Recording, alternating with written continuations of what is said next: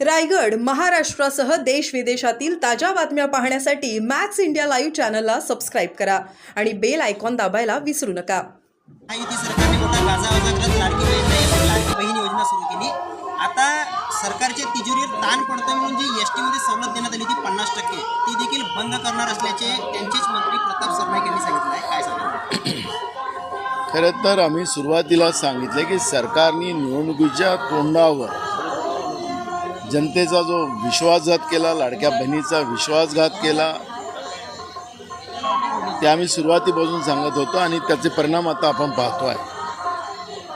महिलांसाठी बस फ्री ही योजना यांनी जाहीर केली.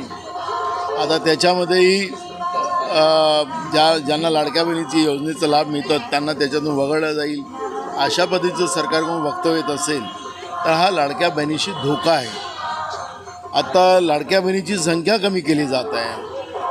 सरकारने जेव्हा योजना आणली त्या योजनेमध्ये काय त्रुटी असतील, काय याचं चुकीचे लोक लाभ घेतील, या सगळ्या गोष्टी तपासून ही योजना आणायला पाहिजे होती.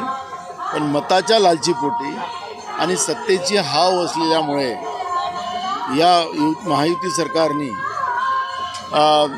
राज्याच्या जनतेची तिजोरी लुटली, दिवसाढवळा डाका टाकला. या सरकारवर तर गुन्हे दाखल झाले पाहिजेत आणि अशा ज्याच्यामध्ये मोठ्या प्रमाणात योजनेमध्ये लॅकुना होते ते न पाहता या लोकांनी जे लूट तिजोरीची केलेली आहे त्याचे परिणाम यांना भोगावंच लागणार आहे. 3 तारखेपासून बजेट अधिवेशन विधिमंडळाचं सुरू होते आहे. त्याच्यामध्ये सरकारला आम्हाला प्रत्येक प्रश्नावर उत्तर विचारायचं आहे आणि सरकारने ते उत्तर दिलं पाहिजे. आणि सरकारने हे जे पाप केलेलं आहे लाडक्या बहिणीच्या बद्दलचं, मतं घेतपर्यंत लाडक्या बहिणी आणि मत घेतल्यानंतर आता त्या लाडक्या राहिल्या नाहीत का, हे सगळे प्रश्न या निमित्तानं निर्माण झालेले आहेत आणि सगळे प्रश्नांचं उत्तर सरकारने दिलं पाहिजे. बीडचे मस्साजोगचे सरपंच संतोष विचार एकनाथ शिंदेंनी 2.5 वर्षांपूर्वी बंडखोरी करून गुवाहाटीला गेले होते आणि त्याच्यानंतर सत्ता स्थापना केली होती. मात्र ते आता बोलताना असे म्हटले की मला सत्तेची लालसा नाही, खुर्चीसाठी मी अमित शहा आणि मोदी यांच्यावर निर्णय सोपलेला होता असं एकनाथ शिंदेंनी म्हटलं आहे. आता तुम्ही सत्ता कशी घेतली, अमित शहा मोदींनी सत्ता कशी घेतली हे पूर्ण देशाला माहिती आहे. महाराष्ट्रातल्या राजकारणामध्ये हे आता काही लपलेलं नाही. प्रौढांची संख्या तेवढी महाराष्ट्रातली नव्हती, तेवढी संख्या याने जास्त या महाराष्ट्रामध्ये मतदानाच्या रूपाने दाखवलेली आहे. संध्याकाळी झालेल्या मतदानाचा डाटा निवडणूक आयोग आमच्याजवळ नाही. हे जे लपवायचं पाप करते आहे ते हे या निवडणुकीने कसे जिंकलेत हे लोकांच्या मताने नाही, हे निवडणूक आयोग आणि या भाजपच्या केंद्रीय नेते जे आहेत अमित शहा आणि मोदी यांच्या आशीर्वादाने निवडून आले, जनतेने नाही. यामुळे आम्हाला या सगळ्या गोष्टीचं आता तथ्य त्याच्यातलं काय आहे ते लोकांना कळलेलं आहे. त्याच्यामुळे आता सरकार जे आहे हे कुठल्याही सगळे मतावर डाका टाकून हे निवडून आलेले लोक आहेत. मग यांनी जनतेसाठी काम करावं. पण ज्या पद्धतीनं कोणी म्हणतो सत्तेचा मला लालच नाही, मला कुठलीही लालच नाही, तर संन्यासी होऊन चालले जाणं ते तर परवडतात. पण हे सत्तेमध्ये बसून महाराष्ट्राच्या जनतेचं नुकसान करायचा अधिकार तुम्हाला दिलेला नाही. त्यामुळे अशा वक्तव्याच्याबद्दलचा समाचार आम्ही विधानसभेतच घेऊ, कारण की आता अधिवेशन तोंडावर आलेलं आहे. त्यामुळे हे वक्तव्य आमच्या कामाचं आहे. राज्याचे कृषी मंत्री म्हणतात की आम्ही 1 रुपया आता भिकारी पण घेत नाही. हे सगळे जे जखमेवर मीठ चोळण्याचं पाप जे सरकारच्या वतीने चाललेलं आहे, या सगळ्या प्रश्नाचं उत्तर आम्ही त्या ठिकाणी विचारू.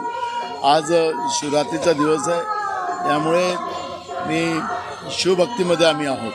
त्यामुळे या पॉलिटिकली प्रश्न मला आज नाही विचारले तर चालेल. यूबीटी का जो मुखपत्र है सामना, उसमें देवेंद्र फडणवीस की तारीफ की गई है, क्या बताएंगे इसके बारे में? मुझे लगता है कि सब चर्चा का विषय नहीं हो सकता है. महाराष्ट्र में कल ही आपने देखा होगा कि मंत्रालय से कुछ युवा को वहाँ आत्महत्या करने पहुँचे थे. इसलिए युवाओं ने तो जंप भी कर दी थी नीचे.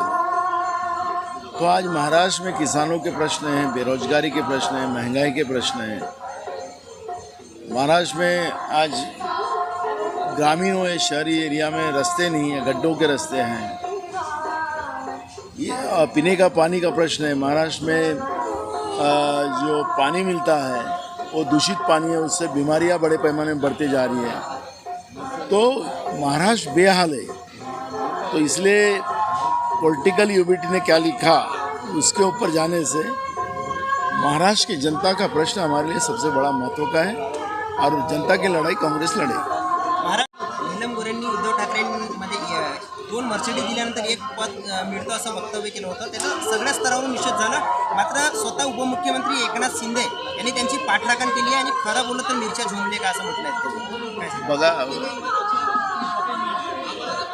त्या पक्षाचा अंतर्गत हा प्रश्न आहे. पण खऱ्या अर्थानं डॉक्टर नीलम गोऱ्हे यांनी अशा पद्धतीचं वक्तव्य करून महाराष्ट्राच्या राजकारणाला खऱ्या अर्थानं काळीमा लावण्याचा एक प्रयत्न त्यांच्या माध्यमातून झालेला आहे आणि त्याच्यावरच्या प्रतिक्रिया आलेल्या आहेत. आणि महाराष्ट्रामध्ये अशा कधीही घटना घडलेल्या नाहीत. पण अलीकडच्या काळामध्ये या पद्धतीनं खालच्या पातळीचं राजकारण महाराष्ट्रात सुरू झालेलं आहे. हे महाराष्ट्रासाठी भूषणावं नाही. मंत्र्यांचे जे OSD आहेत त्यांनी 5 लाख रुपयाची मागणी केली होती असा गौप्यस्फोट अमोल मिटकरींनी केला आहे. त्याच्यामध्ये माहितीच्याच मंत्र्यांचे ते OSD होते असंही त्यांनी म्हटलं आहे. आता मूळ प्रश्न आहे की मुख्यमंत्र्यांनी कालच सांगितलं की काही मॅच फिक्सिंग PA OSD होते, काही भ्रष्टाचारी होते. जे काही 36 OSD आणि PS बद्दलचं मुख्यमंत्र्यांनी जाहीर केलेलं आहे ते कोण अधिकारी आहेत, कोणी त्यांना नेमलं होतं, काय त्या मंत्र्यांचा इन्व्हॉल्व होता, या सगळ्या गोष्टी आता मुख्यमंत्र्याला उत्तर द्यावं लागणार आहे. त्यामुळे लवकरच विधानसभेचं अधिवेशन असल्यामुळे या प्रश्नाचं उत्तरच आम्ही विधानसभेतच विचारू. एकनाथ शिंदे